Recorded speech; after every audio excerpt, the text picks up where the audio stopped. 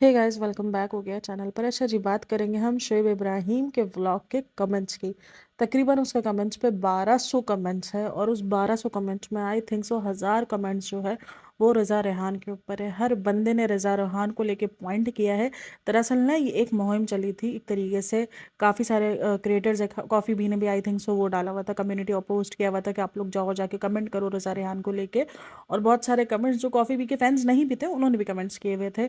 ये एक तरीके से मुहिम चलाई गई थी कि ताकि रज़ा रेहान को नज़र में लाया जाए और शोएब इब्राहिम को बताया जाए कि भाई आप रज़ा रेहान को सिक्योर करो, उसको देखो, उनको आप नोट करो कि उनकी ज़िंदगी का बेड़ा गर्क किया जा रहा है, क्योंकि आप गार्डियन बन के उनको लेकर आए थे यहाँ पर।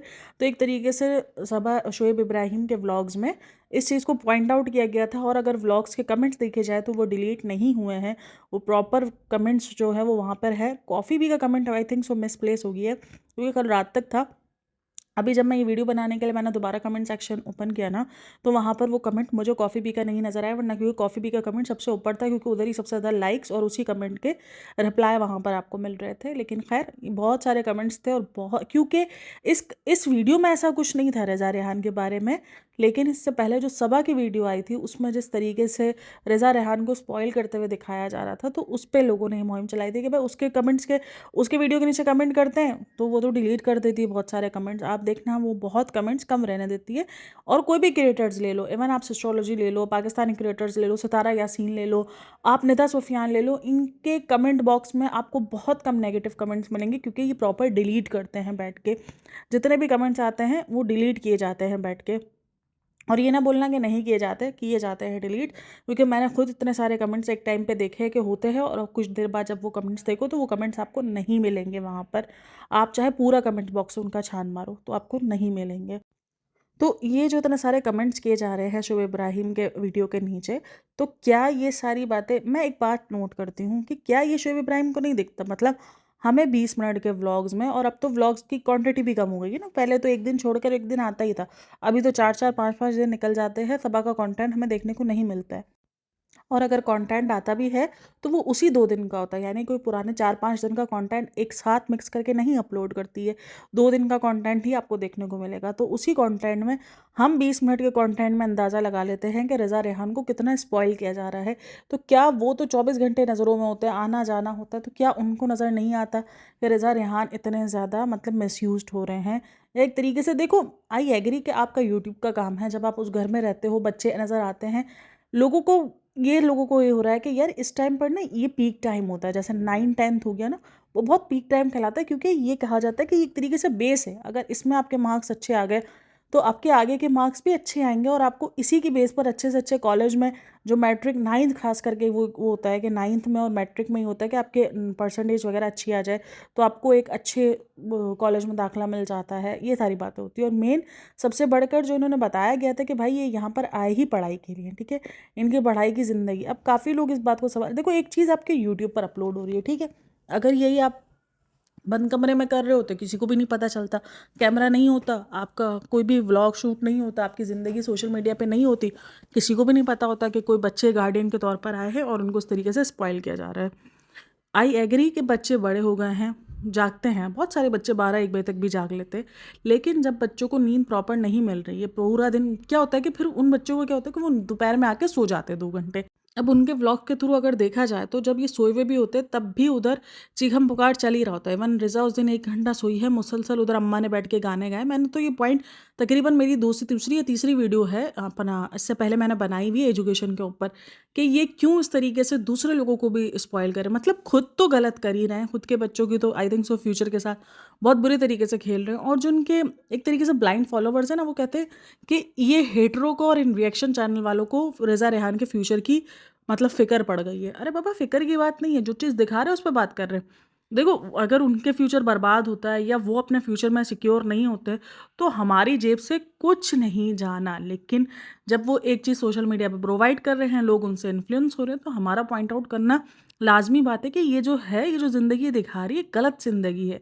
एक लड़की जो 18-19 साल की हो गई है, पता है आप लोग मुझे जितना भी बोलो, मुझे काफ़ी लोग बोलते हो तुम बहुत ओल्ड स्कूल की, तुम्हारा दिमाग बहुत जो ना वो पुराने ज़माने का है, बट एट द एंड मैं सोसाइटी पर रख के बात करती हूँ। आज भी हमारे सोसाइटी की आप अगर 80% 90% सोच देख लो तो वो यही है कि बेटी ने शादी करनी है, शादी के बाद बच्चा पैदा करना है। इवन खुद सबा कितनी ज़्यादा मतलब कि एक तरीके से डिप्रेस्ड रही है, आप कह लो कि भाई एक तरीके से पागल हुई हुई थी बच्चे के पीछे, ये हम सबको पता है। तो ये सोसाइटी का प्रेशर कह लो, ये खुद का प्रेशर कह लो, कुछ भी कह लो। मेरे कितने सब्सक्राइबर्स हैं जो मुझे कहते हैं कि यार नहीं यार, बच्चा पैदा करना, भले औरत उससे पूरी नहीं है लेकिन हमारी सोसाइटी में एक बहुत बड़ी वजह है।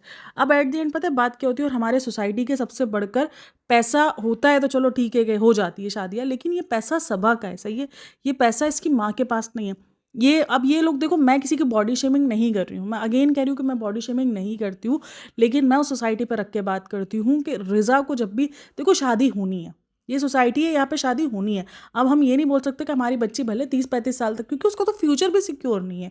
मतलब ना उसमें कोई स्किल्स डेवलप है, ना ही कोई उसके दोस्त हैं, ना ही कोई उसकी गैदरिंग है जहाँ से बच्ची सीखे। बच्ची आती है घर में आकर ये डम्ब एक्टर को देखती है, जो देखती है कि मैन चाइल्ड बनी हुई है, वुमेन चाइल्ड है, तो वो क्या सीखेगी? मतलब कि उस बच्ची को सीखने के लिए भी तो कुछ चाहिए ना।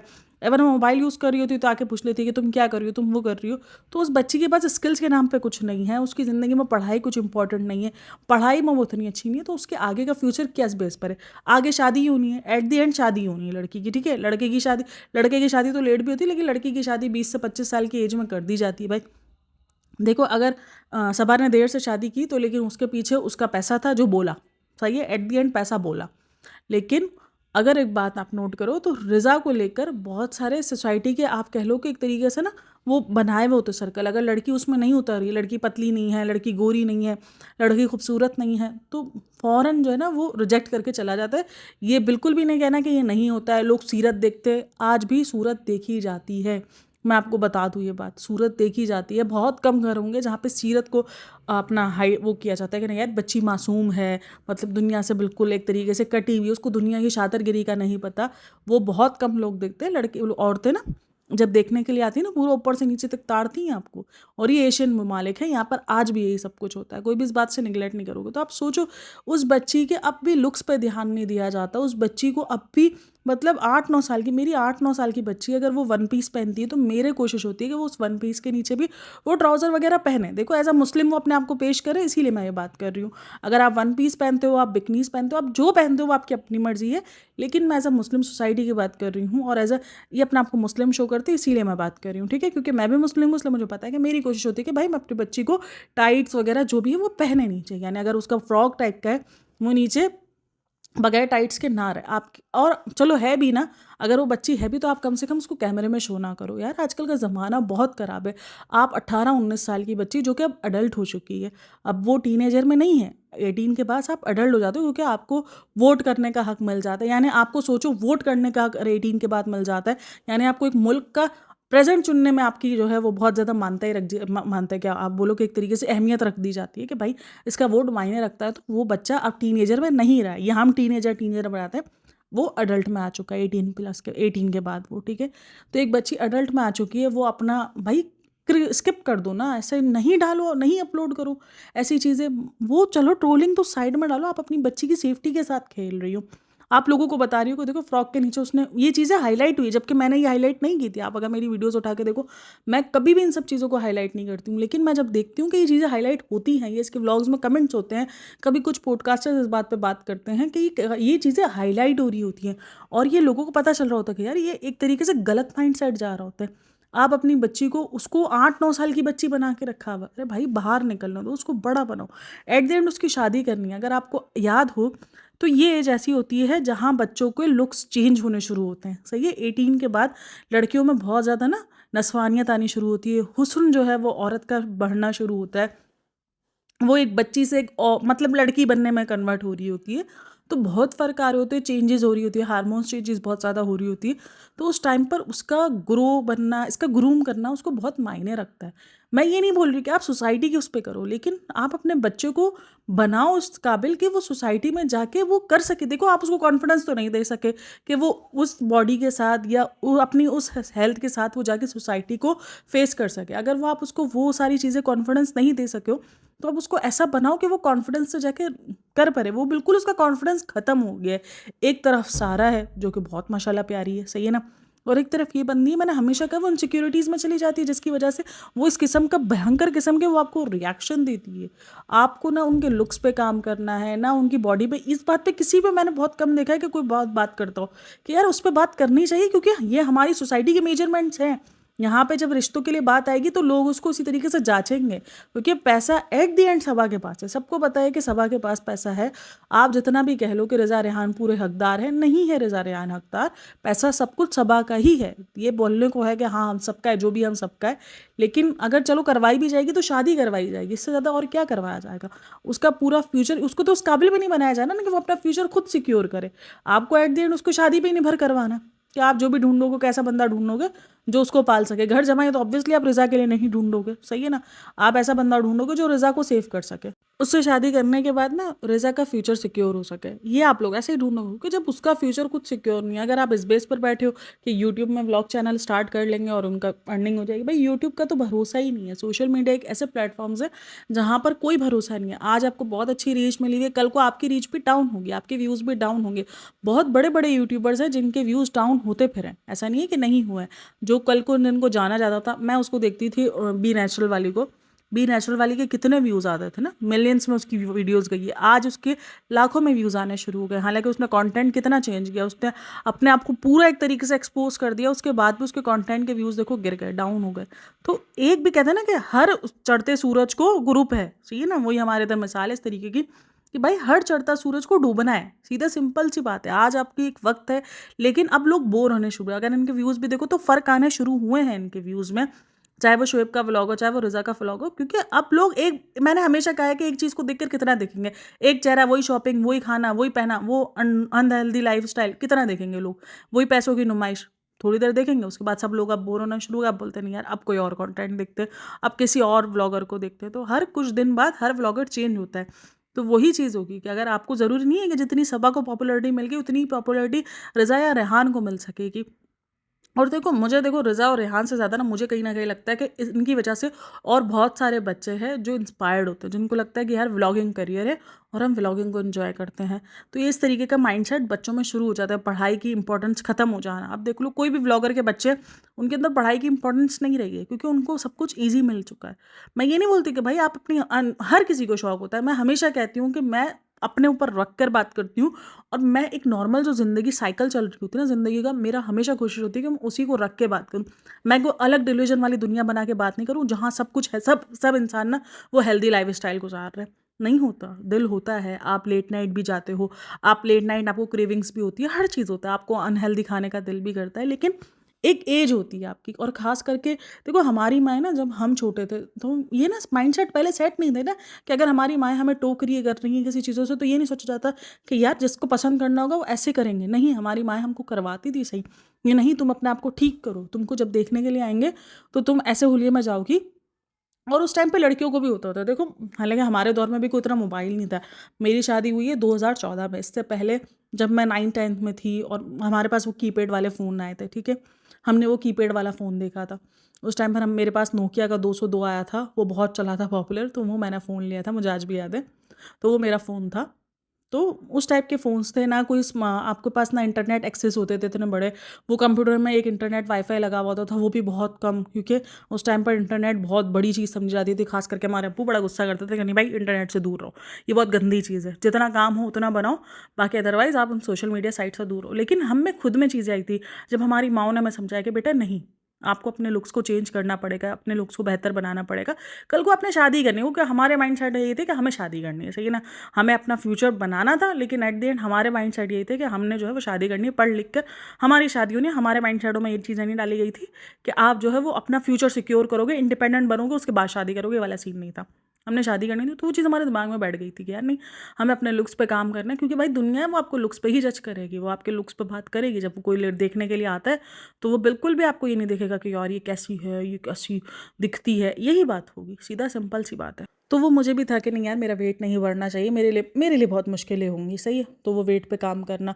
और अब जब मेरे पास मेरी खुद की बेटियां हैं, मेरी बिल्कुल सोच है कि मैं पहले उनको इंडिपेंडेंट बनाऊंगी, देन उसके बाद उनकी शादी। लेकिन शादी की तो सोच आपके दिमाग में रहती है जैसे बच्ची पैदा होती है, बच्ची या बच्चा जो भी पैदा होता है तो वो सोच रहती है। अब मेरे दिमागों में ये बात है, मैं अपने बच्चों को इंडिपेंडेंट बनाऊंगी, देन उसके बाद शादी। लेकिन उनको मैं उनके लुक्स पे काम करवाती रहूँगी। अगर उनको कोई चीज़ की कमी है, कोई बात नहीं यार, होता है कभी कोई बच्चे मोटे होते, किसी का रंग कम होता है, आप बिल्कुल उन बच्चों को डिफेम ना करो, उन बच्चों को बुरा ना बोलो, लेकिन आप खुद तो काम करो ना। अगर आपके बच्चे में कोई कमी है तो उसको पूरा करने की ट्राई करो। आजकल क्या नहीं होता है मुझे बताओ, सब कुछ होता है हर तरीके से। आपके बच्चे को ज़रूरी नहीं है कि आप बहुत हसीन बना दो, खूबसूरत बना दो, ये नहीं है, लेकिन हाँ, अपने बच्चों को हमेशा ऐसा बनाओ, ये बात दिमाग से निकाल दो कि यार कॉन्फिडेंस बस दे दो। भाई देखो, कोई कमी है, अल्लाह ना करे कोई कुदरती तौर पे कोई कमी है कि आपके बच्चे को हाइट छोटी है या उसके कोई पैरों में मसला हो गया है, कोई भी ऐसी कमी है, उस पर आप बिल्कुल कॉन्फिडेंस, क्योंकि वो आपके हाथ में अब रहा नहीं है, सही है, वो अब कुदरती तौर पर आ गया, अभी आ गया है। लेकिन जो चीज़ें आपके हाथ में है, जैसे लुक्स को सही करना, कलर ठीक करना, या आपको उस कलर पे उसको कॉन्फिडेंस दिलाना। अगर आपको लग रहा है कि नहीं यार, मेरी बच्ची का कलर तना ठीक है, मुझे उसको कोई सफ़ेदी वगैरह नहीं चाहिए, आप अपने बच्चे को उस तरीके से, लेकिन कम से कम वो कॉन्फिडेंस भी तो आप अपने बच्चे को दिलाओ ना, कि आपका बच्चा खुद करे। उसका वेट अगर ज़्यादा, तो उसको वेट कम करने में तो उसके साथ जो है वो आप ट्राई करो कि नहीं वेट कम करो, कोई बात नहीं, लेकिन उसकी हेल्थ के लिए भी अच्छा। मैं बोलता हूँ चलो सबको डालो, सोसाइटी वगैरह को सबको साइड में डालो, लेकिन उसके बाद आपके बच्चे की हेल्थ भी तो देखो ना, वो भी तो कितनी ज़्यादा ख़राब हो रही है। उसकी मेंटल हेल्थ अलग डिस्टर्ब हो रही है, उसकी जो हेल्थ है, जिसको पीसीओडी उसको अभी से आई थिंक सो हो गया है, डायबिटिक्स में उसको प्रॉब्लम शुरू हो गई है, डायबिटिक्स में उसका होना शुरू हो गया। तो ये सब कुछ कितना खतरनाक है और कितनी अर्ली एज है, मतलब बताओ, अभी इस एज में उसका ये हाल है, तो आगे क्या होगा जब वो बच्चा वगैरह कंसीव करने की ट्राई। मुझे ना सबसे ज़्यादा इस घर के अंदर रिज़ा बहुत ज़्यादा, मतलब कि मुझे वो बहुत ज़्यादा उस बच्ची के साथ ना ज़्यादती होती हुई दिखती है। काफ़ी लोग कहते हैं कि रेहान का फ्यूचर भी बहुत ज़्यादा ख़राब है, but Rehan at the end लड़का है और वो बहुत स्मार्ट है। मैं आपको पीछे बता रही हूँ, बहुत स्मार्ट है। उसने ना सब लोगों से सीखा है, वो सीखता है, वो पिक करता है, वो हर चीज़ को बहुत जल्दी पिक करता है, वो अपनी ज़िंदगी में उसका कहीं ना कहीं माइंड सेट है। मैं आपको भी बता रही हूँ, रेहान का फ्यूचर को लेकर बड़ा जो ना प्लान होगा, लेकिन रिज़ा बिल्कुल निल कर दी गई है उस बच्ची को। बिल्कुल ना, उस बच्ची को सोचो अपनी बर्थडे के लिए एक्साइटमेंट नहीं है, जबकि ये तो एज होती है, इस एज में बच्चियों को होता है, एक्साइटमेंट होती है, क्या मेरी बर्थडे है, मेरी बर्थडे आने वाली है, नहीं। उस बच्ची को बिल्कुल ही एक तरीके से नौकरानियों की तरह ट्रीट किया जाता है। और ये सब कुछ ऐसा नहीं है कि शुएब ने कभी नहीं देखा है, आपको याद हो शुएब ने ही देखा है। शुएब बार बार बोलता है कि यार ये क्या, ये तुमको ये कर रही है, चप्पल पहना रही है, तुमको ये कर रही है, और शुएब इस बात को टॉन्ट रखता है। लेकिन आई थिंक सो कि रिज़ा खुद या तो जाके सामने खड़ी हो गई है कि नहीं मैं इधर खुश हूँ, ये है, तभी शुएब बिल्कुल हट गया। जबकि रेहान के मामले में अब भी शुएब कहीं ना कहीं नज़र आ जाता है। रेहान को लेकर एक बार बीच में भी दीपिका ने कहा था कि हम तेरे गार्डियन हैं, अगर आपको याद हो, तो रेहान को लेकर हक जमा लेते हैं लोग, लेकिन रिज़ा पे सब बिल्कुल हटा लिया। और मेरा सबसे बढ़कर सवाल है, हम शुएब और दीपिका से सवाल चलो करते कि वो गार्डियन बना कर लेकर आए, लेकिन सबसे बड़ा सवाल होता है उस घर में उनके साथ उनकी माँ है, क्या एक माँ को नहीं दिख रहा। मैंने पहले भी कहा है, मेरी वीडियोज़ अगर उठा के देखो तो मैं हमेशा कहती हूँ कि एक माँ से ज़्यादा आपका सगा कोई नहीं है। और अगर माँ को ये सारी चीज़ें नहीं देख रही है तो फिर ख़त्म है कहानी। मुझे कभी कभी लगता है कि यार ये तो सिर्फ, या तो हमें बेवकूफ़ बनाया जा रहा है। मेरी अभी एक सब्सक्राइबर से बात हो रही थी, मैं उनको भी ये कह रही थी, मैंने कहा या तो ये सब कुछ पहले से सेटम सेट है और ये सब ऑडियंस के आगे ही लेकर आते हैं ताकि ऑडियंस कन्विंस हो, ऑडियंस जो है वो कमेंट्स करे और रीच बढ़े हमारी। तो रिज़ा रेहान की हम किस तरीके से ज़िंदगी स्पॉइल कर रहे हैं, ये एक बहुत बड़ा टॉपिक है और ये बार बार उठता है। तो देखो ज़रा भी उसके वीडियोस में व्यूज़ वगैरह कम होने शुरू होते हैं तो ये कुछ ना कुछ रिज़ा रेहान के साथ ऐसा कर देती है कि लोग फिर कमेंट करना शुरू कर देते हैं या रिज़ा रेहान को ऐसा बुरा दिखा देती है। क्योंकि कोई माँ जितनी भी यार मैं बोलूँ पढ़ी लिखी ना हो, कुछ भी हो, लेकिन वो अपने बच्चों के लिए बड़ा स्टैंड कर जाती है। वहीं पर सारा को देख लो, नाजा खाला को देख लो, नाजा खाला नहीं करती है, नहीं आती है, वो बोलती नहीं भाई मेरी बच्ची की पढ़ाई ज़रूरी, मेरी बच्ची के लिए। तो वो ही माँ जो है वो बच्ची को ऐसे अपने स्पॉइल होते हुए कैसे देख रही है यार। अगर मुझे पता चल जाए कि मेरी बच्ची को इस तरीके से स्पॉइल किया जा रहा है तो मैं तो फ़ौरन खड़ी होंगी कि भाई नहीं चाहिए मुझे तुम्हारे पास, रखो मेरे बच्चे दे दो, मैं अपने बच्चे खुद पाल लूँगी। सरकारी स्कूलों में पढ़ा के मैं उनको पुराने कपड़े पहना के, लेकिन मैं खुद उनको अच्छी ज़िंदगी दूँगी। और भाई सबसे बढ़कर तो उनको याद रखना चाहिए कि उनको इतनी मेहनत करनी है, उनको, मैं उनके अंदर भी वो चाह नहीं देखती हूँ। ये भी ना सेल्फ, मतलब एक तरीके से ना क्या बोलूँगी मैं, उनको खुदगर्ज टाइप के हो चुके हैं कि उनको भी ये फ़ील नहीं होता कि यार हम ऐसा फ्यूचर अपना बनाएं, हम ऐसी मेहनत करें कि हम अपने माँ बाप को इन सब चीज़ों से बाहर निकालें। यानी ये खुद भी गुलाम बने हुए हैं, माँ बाप भी गुलाम बने हुए हैं, तो वो उनको सही लगता है यार। देखो जब माँ बाप इस तरीके से गुलामी करो ना, मेरे खुद के साथ रहा है। जब मैं छोटी थी ना, तो देखो भाई बहुत सारे घरों में होता है ना, तो मेरी अम्मी के साथ भी बहुत सारे मसले रहे। तो मेरा माइंडसेट पता है क्या था, कि मुझे इतना बनना है कि मुझे मेरी माँ को बोलते हुए ना सारे दुनिया सोचे कि नहीं यार उसकी बेटी बख्शेगी नहीं। मैं स्ट्रेट फॉरवर्ड बिल्कुल भी नहीं हूँ, मैं ना कोई बदतमीज़ हूँ। लेकिन हाँ, जब मेरी शादी हुई, जब मैंने खुद को संभाला, दुनिया देखी, सारी चीज़ें की, उसके बाद मैंने इतनी अपने अंदर पावर की है कि आज मेरी माँ जो है वो मेरे बलबूते पे खड़ी है कि नहीं यार मेरी बेटी मेरे पास है, आओ कोई भी। मैंने वो हक किसी को भी नहीं दिया है कि नहीं भाई जब तक तुम लोगों ने करना था ना कर लिया, जिसको जो करना था। जितने भी रिश्तेदार थे, चाहे वो मेरे ननियाल के हो, चाहे वो मेरे ददियाल के हो, सबने एक टाइम तक किया, सब कुछ किया। भाई देखो कभी कभार ना बाप भी नहीं कर पाते, उनको भी नहीं पता होता कि ये क्या पॉलिटिक्स चल रही है घर के अंदर। तो मेरे अब्बू ने बड़ा अम्मी का साथ दिया और अब भी देते हैं। लेकिन उसके बाद भी बहुत बार ज़्यादतियाँ हो जाती हैं, खास करके रिश्तेदार बहुत सारी ज़्यादतियाँ कर जाते हैं। तो हमारे घर में भी ऐसे रिश्तेदार थे जो मेरी माँ को बहुत दबाते थे, करते थे, क्योंकि मेरी माँ थोड़ा फाइनेंशियली भी थोड़ा सा ख़राब थी। देन उसके बाद थोड़ा सा अम्मी, जैसे ना वो एक तरीके से हो जाना कि डिपेंडेंट हो जाना, लोगों की सोच से चल जाना, वो उसके किस्म की थी। तो उनको बड़ा यूज़ किया गया। देन अब वो मैंने कहा करो कोई भी माई का लाल, आओ भाई मैं बताती हूँ अच्छे से क्यों। क्योंकि अब लोग मेरी माँ तक जाने से पहले मुझसे डरते हैं कि नहीं यार इससे डरना पड़ेगा, ये बड़ी खतरनाक चीज़ है। तो वो चीज़ आप ना खुद में भी होती है कि नहीं मेरी माँ इतना वो हो रही है, मतलब जलील हो रही है, मैं नहीं करने दे सकती। वो चीज़ मैंने इनमें रज़ा रिहान में नहीं देखी है कि यार उनको लगता है कि हमारी माँ एक तरीके से यूज़ हो रही है। देखो उस दिन में एक चीज़ अगर आपने नोट की हो तो आप देखना कि वो जब नेल पेंट लगा रही हो तो वो उसको बुलाती है, तो उसको आके क्या बोलती है, मैं तुम्हें चाय बना दूँ। मतलब कि उसको ये माइंड में उसको बैठ गया कि अगर बुला रही है तो मुझे कुछ काम के लिए बुला रही है। उस दिन जैसे ये घर घर की सफाई कर रही होती है, जिस दिन अभी इसी व्लॉग में दिखाया था इसने कि वो खालिद ने अपने कपड़े 4 कपड़े रखकर वो एहसान जता रहा था, अपने ही कपड़े रखकर एहसान जता रहा था वो। तो आके वो ऊपर आ गए थे, क्या हम सबको नहीं पता कि ऊपर आके वो बैठ के महारानी की तरह वो बैठे होंगे? नहीं, उन्होंने प्रॉपर काम करवाया होगा। तो एक माँ बाप को भी लेकर होता है कि नहीं यार हम तो चलो ठीक है, हम तो हो रहे हैं, लेकिन हम अपने माँ बाप को ऐसे क्यों यूज़।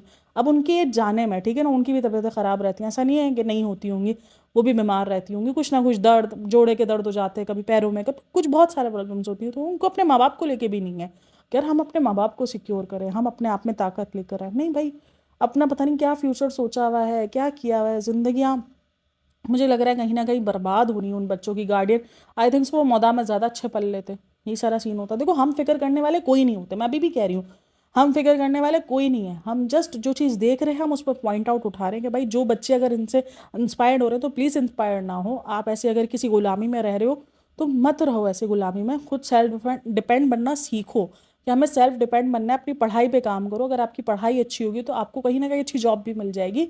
ज़िंदगी में पढ़ाई, अगर जॉब ना भी मिले तो बहुत काम आती है आपको पढ़ाई, तो उस चीज़ को सोचो। और अगर आपको कुछ साइड में करना है भाई, बहुत सारी स्किल्स होती है लड़कियों के लिए भी। उसको बेकिंग का इतना शौक था बट अभी देख लो गायब हो चुका है। और स्किल्स कोई नहीं दे रहे हैं, देना चाहिए यार, बेटियों को भी डिपेंडेंट अब बनाना चाहिए, आज का दौर ऐसा है। तो आई थिंक सो कि इन सब चीज़ों को समझे, और शुएब इब्राहिम को इतने सारे कमेंट्स आए और कहीं वो उस चीज़ का स्टैंड ले, अब सोचे इस बात को। लेकिन पता है क्या होगा, आप अगले व्लॉग में देखना वो आके रिज़ा रेहान से सारी क्लेरिफिकेशन दिला देगी कि हमारा फ्यूचर सेफ़ है, हमारा तो ये है, हमारा तो वो है, और देख लेना बात दब जाएगी कोई भी इस चीज़ पर। और शुएब इब्राहिम भी अब ज़्यादा पंगे लेता नहीं है सब ऐसा, क्योंकि जितना हल्ला मच चुका है ना इसके बाद, अब वो उससे पंगे लेता नहीं है। आप देखो वो जितना होता जा रहा है डे बाय डे, वो कट ऑफ करता जा रहा है, वो नीचे इतना नहीं जाता है। बीच में हम साथ साथ वाला थोड़ा ड्रामा स्टार्ट हुआ था, लेकिन एट द एंड अब वो भी ख़त्म, दोबारा से होता हुआ नज़र आ गया है। तो अब वो बात रही ही नहीं है जो उनके व्लॉग्स में पहले दिखती थी। मैंने हमेशा कहा है कि उनके व्लॉग्स में जो पहले बॉन्ड दिखता था वो तो अब रहा ही नहीं है, क्योंकि शायद सब आप सुनने के मूड में नहीं रही है ना। तो ये सारा सीन होता है। यार बड़े भाई की अगर नहीं सुन, देखो बड़े भाई बहन होते हैं, मैं खुद बड़ी हूँ इसलिए मुझे पता है, मैं अपने बहन भाइयों पे अगर वो जब सुनना ही बंद कर देंगे, वो अगर पैसों वाले अगर वो हो गए और वो अपने मुझे अपना दिखाएंगे कि तू कौन होती बोलने वाली, तो मैं तो खामोश ही हो जाऊँगी ना। एट द एंड मैं बोलूँगा भाई जो करना है करो, ठीक है ना, क्योंकि मुझे मेरी इज़्ज़त बहुत प्यारी होगी। तो कहीं ना कहीं शुएब इब्राहिम उसी लेवल पे लग रहा है कि वो अपनी इज़्ज़त है तो अपनी इज़्ज़त बचा के साइड में हो गया। उसने एक आध बार शायद, क्योंकि मैंने बताया भी था कि लड़ाई हुई थी इसकी रिज़ा को लेके, जब रिज़ा का रिजल्ट आया था और उसके बाद जितनी लड़ाई हुई थी। और आपको याद होगी वो म्यूट वाली क्लिप जो उसकी म्यूट की कर दी थी उसने, सनी की क्लिप म्यूट कर दी थी, जहाँ पर काफ़ी लोगों ने अंदाज़ा लगाया था कि वहाँ पे भाई भाभी के बारे में बोला गया था, लेकिन उस क्लिप को म्यूट कर दिया गया था। तो यही आई थिंक सो कि वो अपनी इज़्ज़त बचा के साइड में हो गया है। लेकिन उन बच्चों के लिए बहुत सारे लोग जो है वो सोचते हैं, करते हैं, और कहीं गलत भी नहीं है। देखो मैंने बहुत सारे पॉइंट्स पे बात की है, मैंने यहाँ पे किसी की बॉडी शेमिंग नहीं की है। मैं अगेन कह रही हूँ, अपने अंदर कॉन्फिडेंस आपको लेकिन लाना पड़ता है, वो कॉन्फिडेंस भी नहीं दिख रहा है कि। और कॉन्फिडेंस भाई ऐसा कॉन्फिडेंस मत लाओ कि अगर आप मोटे हो तो बोलो हाँ मैं मोटी हूँ ना, भाई आपकी हेल्थ पे इशू कर रहा है। आप चलो दुनिया को मैं कहता हूँ साइड में डाल दो, लेकिन आप अपनी हेल्थ को देखो कि आपकी ये सारी चीज़ें आपकी हेल्थ पे कितना असर कर रही हैं। आपको दुनिया में सर्वाइव करना है तो कुछ चीज़ें आपको दुनिया के हिसाब से भी करनी पड़ रही होती हैं। इट्स ओके अगर आप अपने कलर के साथ ठीक हो, अगर आप अपने फेस के साथ ठीक हो, लेकिन हर इंसान को होता है देखो, अंदर आपको सोसाइटी को दिखाना हो ना दिखाना हो, लेकिन आपको होता है कि यार मैं प्यारी लगूँ, मैं अच्छी लगूँ। हर इंसान के अंदर ये खसलत होती है, ठीक है। और हर इंसान को अपने अंदर देखनी होती है, कुछ ना कुछ उसके अंदर अपने अंदर चेंजेस चाहिए होते हैं। मुझे कभी कभार होता है यार, मैं नोज़ ना अपनी मुझे मेरी नोज़ से बड़े मसले हैं, तो मैं कहती हूँ नहीं यार मैं ना शायद करवाऊँ नोज़ जॉब, लेकिन वो होता है कि मैं सोचती हूँ कि यार ठीक है देखेंगे, लेकिन फिर मैं उसमें अपने आप को लेकर आती हूँ नहीं यार मेरे फेस के हिसाब से ठीक है। लेकिन हर इंसान, उसका मतलब ये नहीं है कि मुझे को सोसाइटी इस बात पर वो कर रही है, प्रेशर कर रही है, नहीं भाई। मेरे अपने अंदर का है कि मैं अपने आप को इस तरीके से देखना चाह रही हूँ। तो हर इंसान उसमें वो सोचने समझने की सलाहियत भी आई थिंक उसको ले ली है उसने, कि वो सोचते भी नहीं है कि मुझे क्या देखना, उनको अपनी पसंद के बारे में कुछ रहा ही नहीं है। तो खैर ये सारी चीज़ें हैं। आप लोगों की इन सब में क्या राय है मेरे साथ लाजमी शेयर करना। And thanks for listening, watching, take care, bye bye, अल्लाह हाफ़िज़।